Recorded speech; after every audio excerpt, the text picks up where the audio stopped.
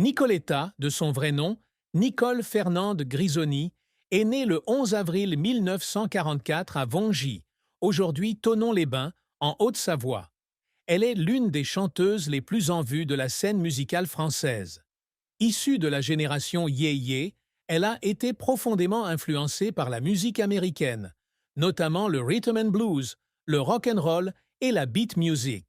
Avec sa voix rauque caractéristique et sa capacité à transmettre des émotions intenses, elle a profondément marqué le public avec des chansons classiques comme Mamie Blue, Il est mort le soleil et La musique.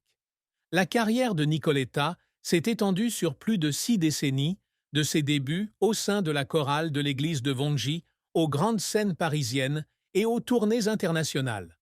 Pourtant, derrière son aura de star, la vie de Nicoletta a été marquée par une profonde tristesse, des épreuves difficiles et des efforts constants pour surmonter l'adversité. Bien que la date exacte de sa mort, en juillet 2025, ne soit pas connue, sa vie a été marquée par des moments tragiques, de la perte de sa famille aux difficultés financières et au stress psychologique.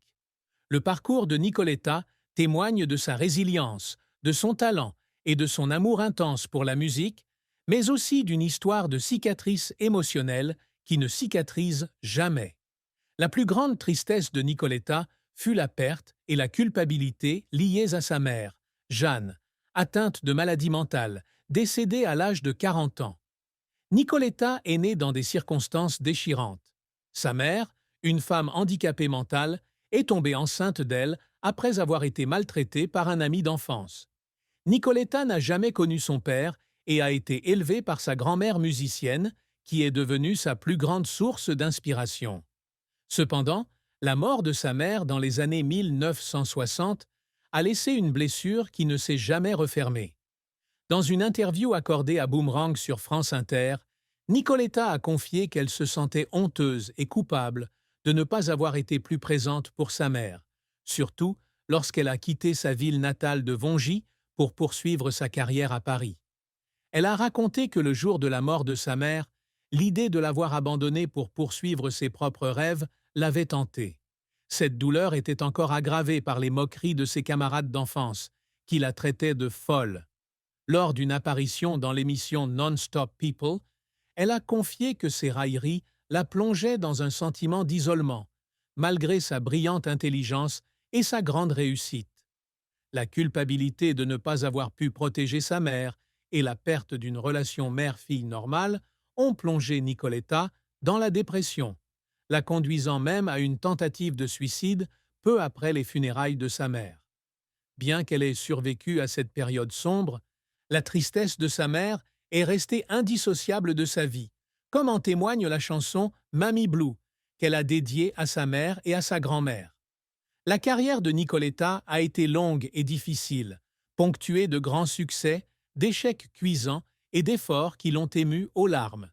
Elle débute sa carrière musicale en chantant dans la chorale de l'église de Vongy, où elle se découvre une passion pour le gospel et le blues américain.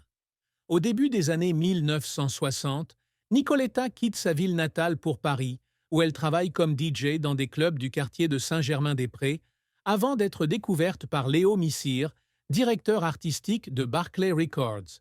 En 1966, elle sort son premier single et, en 1967, elle connaît 2 succès majeurs avec La musique, adaptation de Angelica de Cynthia Weil et Barry Mann, et Il est mort le soleil, chanson écrite par Pierre Delanoë et composée par Hubert Giraud. La chanson devient un standard musical grâce à la voix soul de Nicoletta et sera reprise plus tard par Ray Charles sous le titre The Sun Died. En 1971, Mamie Blue devient un tube emblématique, se hissant en tête des charts en France et étant reprise par des artistes internationaux comme Ray Charles et Tom Jones. La chanson fut non seulement un succès commercial, mais aussi une étape personnelle, car Nicoletta l'utilisa en hommage à sa mère et à sa grand-mère. Dans les années 1970, elle continua de se faire connaître avec des chansons comme Ma vie c'est un manège et Fio Maravilla, et collabora avec de grands noms comme Eddie Barclay et William Sheller. Les années 1980 marquent une nouvelle étape dans la carrière de Nicoletta, qui se tourne vers les comédies musicales. En 1987, elle interprète le rôle de Jenny dans l'opéra Grandeur et décadence de la ville de Mahagoni de Kurt Weill et Bertolt Brecht, puis celui d'Esmeralda dans Quasimodo de William Sheller. Ces rôles confirment sa polyvalence en tant que chanteuse et comédienne de théâtre. En 1983, son duo Idée noire avec Bernard Lavilliers remporte un immense succès, consolidant sa place sur la scène musicale française. Dans les années 1990, après le décès de sa grand-mère en 1992, Nicoletta se tourne vers la religion et fonde la chorale gospel des Antilles, dont les concerts sont profondément spirituels. Son premier album live, qui comprend une reprise de Quand on n'a que l'amour de Jacques Brel, reçoit un accueil chaleureux. En 2006, elle sort l'album Jazz Le Rendez-vous, qui comprend des reprises de Summertime et Georgia on My Mind, ainsi que des compositions originales de Bernard Lavilliers et Manu Chao. En 2010, elle est nommée officier de l'Ordre des Arts et des Lettres, une distinction prestigieuse qui récompense sa contribution à la culture française. En 2011, elle collabore avec le rappeur Joey Starr sur une nouvelle version de Mamie Blue, intitulée Mamie, démontrant ainsi sa capacité à s'adapter aux tendances musicales actuelles. Cependant, la carrière de Nicoletta ne se déroule pas sans heurts. Au début des années 1990, elle traverse une grave crise financière lorsqu'un ancien producteur s'enfuit avec une importante somme d'argent, lui faisant perdre sa maison. Dans une interview accordée à RTL, elle confie avoir pleuré tous les soirs en réalisant qu'elle était presque ruinée, forcée de multiplier les concerts de gala pour joindre les deux bouts. Un autre revers fut l'échec de sa chanson « Il est mort le soleil » pour représenter la France à l'Eurovision 1967, au profit de « Il doit faire beau là-bas » de Noël Cordier. Bien que la chanson soit devenue un standard, cet échec laissa Nicoletta se sentir rejetée et la fit douter de ses capacités. Elle raconta un jour qu'après son audition pour l'Eurovision, elle était restée seule en studio à pleurer, pensant qu'elle ne réaliserait jamais son rêve de devenir une star internationale. La pression de poursuivre sa carrière dans un secteur extrêmement compétitif l'épuisait également. Lors d'un concert au Bataclan en 2013, le stress l'avait apaisée et elle avait dû annuler le spectacle. Elle avait pleuré en coulisses, se sentant déçue par le public. Cependant, ce sont ces épreuves qui ont forgé la volonté de faire de Nicoletta, la poussant à continuer à créer et à se produire avec passion. La fin tragique de la vie de Nicoletta fut une période de crise psychologique et financière au début des années 1990, après la perte de sa grand-mère et l'endettement. La perte de sa grand-mère, qui l'avait nourrie et inspirée musicalement, fut un choc immense. Dans son autobiographie de 2008, La maison d'en face, Nicoletta confiait que la mort de sa grand-mère lui donnait le sentiment d'avoir perdu le fil conducteur de sa vie. Parallèlement, l'arnaque d'un producteur et la perte de sa maison la plongeaient dans un profond désespoir. Elle dut déménager dans un petit appartement en banlieue parisienne, travaillant sans relâche pour rembourser ses dettes. Dans une interview accordée à France Dimanche, elle confia que certains jours, elle ne mangeait que du pain et buvait du café pour économiser, tout en s'efforçant de conserver une apparence radieuse en public. Cette période la laissa seule et abandonnée, d'autant plus qu'elle ne pouvait partager ses difficultés avec son fils Alexandre, qu'elle avait toujours voulu protéger des aléas de la vie.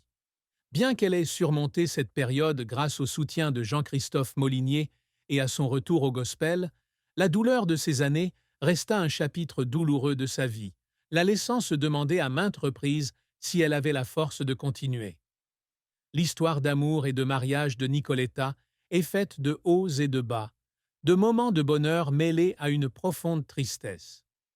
Son premier mariage avec le joaillier suisse Patrick Chapuis a débuté en 1978 et a duré jusqu'en 1985. Ils ont eu un fils, Alexandre, né en 1979. Dans une interview accordée à France Dimanche, Nicoletta a confié que devenir mère à 35 ans avait été une étape importante qui lui avait permis de se sentir accomplie en tant que femme. Cependant, leur mariage avec Chapuis n'a pas duré, en raison de différences de mode de vie et des pressions liées à sa carrière. Après le divorce, Nicoletta a déménagé en Suisse pendant un temps pour élever Alexandre, essayant de lui offrir une vie normale, loin des projecteurs. Bien qu'ils soient restés en bons termes après leur divorce, Nicoletta a révélé qu'elle se sentait coupable de ne pas pouvoir offrir à Alexandre une famille complète. Elle a confié qu'il y avait des nuits où elle s'asseyait près du lit de son fils, le regardant dormir et pleurant, car elle avait le sentiment d'avoir échoué en tant que mère. En 1990, Nicoletta rencontre Jean-Christophe Molinier, un producteur de musique de 15 ans son cadet, lors d'une soirée à Castel. Ils tombent rapidement amoureux et, après 21 ans de vie commune, se marient en 2011 à Vongy. Jean-Christophe devient son plus grand soutien, l'aidant à surmonter ses difficultés financières et émotionnelles. Dans une interview accordée